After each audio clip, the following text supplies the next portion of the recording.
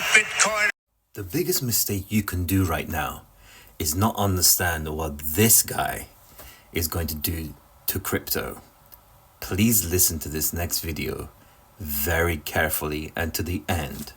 Crypto community think Donald Trump will do for them in a second term, and he was no friend of crypto some years ago.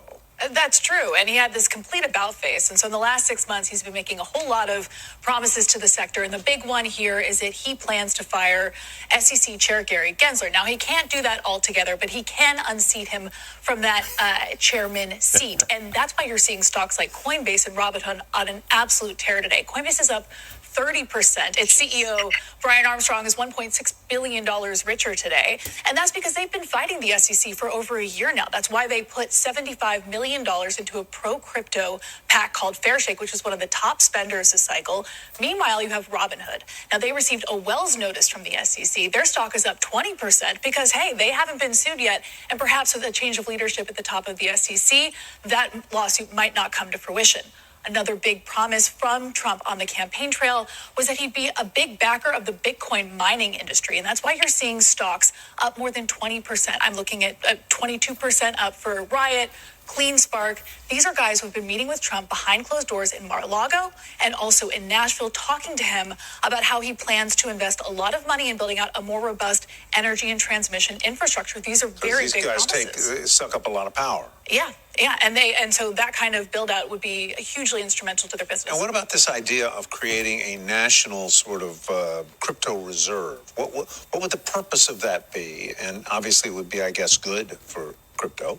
Yeah, so in July, Donald Trump talked about this idea of a national crypto stockpile, which is not quite the same thing as a strategic reserve, but what it would do is the $15 billion worth of Bitcoin that the government has amassed from these seizures as part of, criminal sting operations, it would keep that. And then anytime they have future operations, it would hold on to that. And I need you guys to understand how incredibly bullish what she just said is and what this guy promised.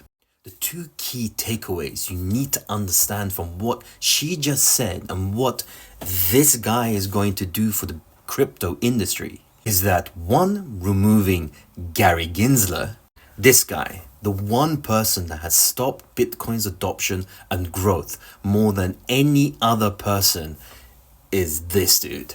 This guy has tried to push for Bitcoin and various other altcoins to be securities. He's taken coins away from institutions. He's stopped Coinbase, law case after law case after law case, trying to stop the growth of Bitcoin. But we have won, and now we have a crypto president, and this guy is going to be removed. And the person that is best tracked to take his place is Mark Uyeda. This guy, if you've never heard about him, was the one person that publicly, and I mean very publicly, took Gary Gensler to the fences.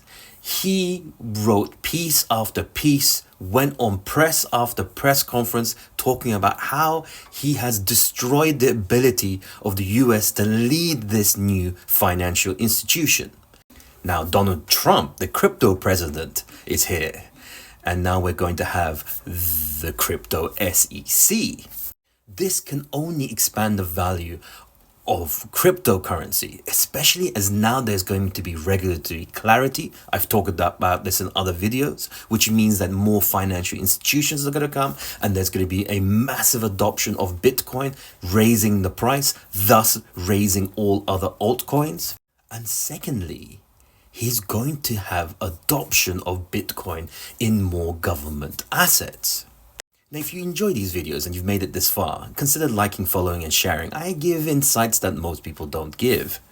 Now, the second, and I think the more important one, is that the government is going to have a stockpile of Bitcoin.